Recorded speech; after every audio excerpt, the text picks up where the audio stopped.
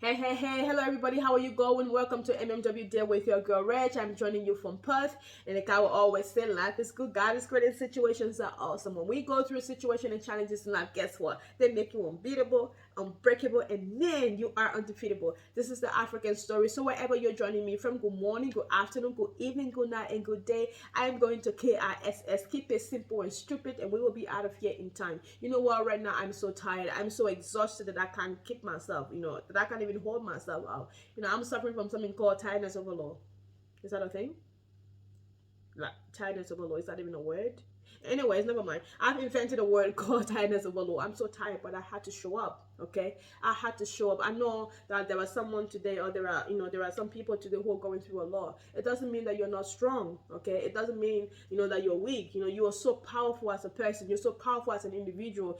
People admire your strength, they admire your resilience. But that doesn't mean that there are times where you don't feel low. As human beings, no matter how powerful you are, no matter how great you are, no matter how strong you are, there are times when we feel so drained, we feel so tired, we feel so restless, we feel like we've done so much and we've done so a lot of things, but there is nothing to show up for, and because of that we feel like we don't want to go on.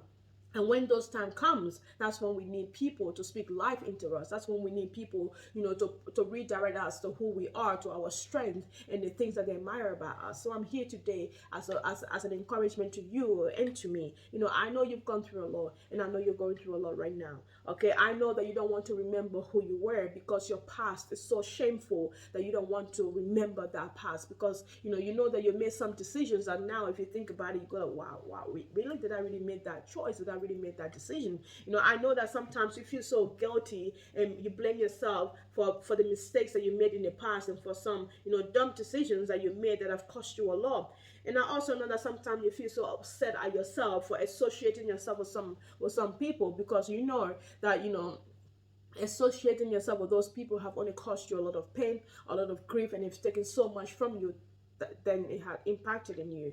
But you've got to know this. Okay, you've got to know this. You've got to understand this shameful past that you are afraid of. That past that is so shameful, that story that you don't want to tell, that you don't want other people to know, that flaw that you're running away from, or those flaws that you're running away from, will someday be another person's survival guide if you tell your story. Okay, it will someday be a direction to somebody. That story of your survival, and how you maintain yourself, and how you stay faithful, how you stay grounded regardless of the odds that were against you, will someday be a direction to somebody. But the only way it can be a direction is when you tell that story, when you tell that story, when you reveal that past that you're so ashamed of, when you stand up to the flaws that you're hiding from, and when you open up and tell those stories, will someday be a direction to somebody. So my encouragement for you today is to keep your head above the water.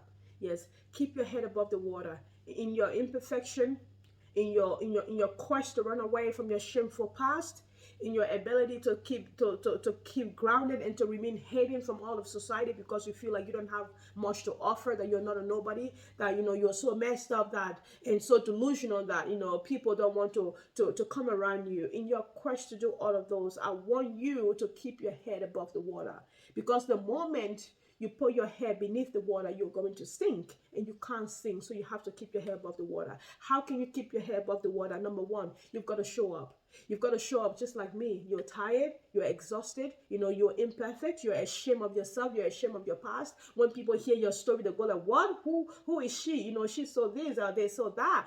Something is wrong with them. You are so delusional, or they feel like you're so delusional, or you feel like you have nothing to offer to the world, and you feel like you've done everything you could, but there is nothing to show up for. You've got to show up every day, because showing up every day can bring a breakthrough for you. So you've got to show up. Number two, you've got to remember that the people you're hiding from also have a shameful past. They also have something that they're ashamed of.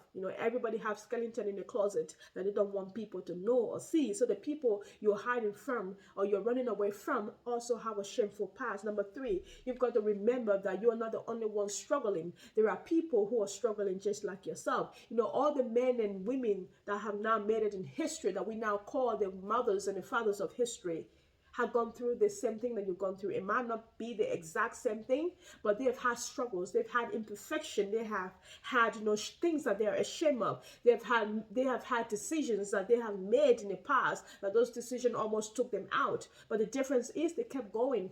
They kept reaching out, they kept pushing, and they kept looking for hope. And that's why they made it in history.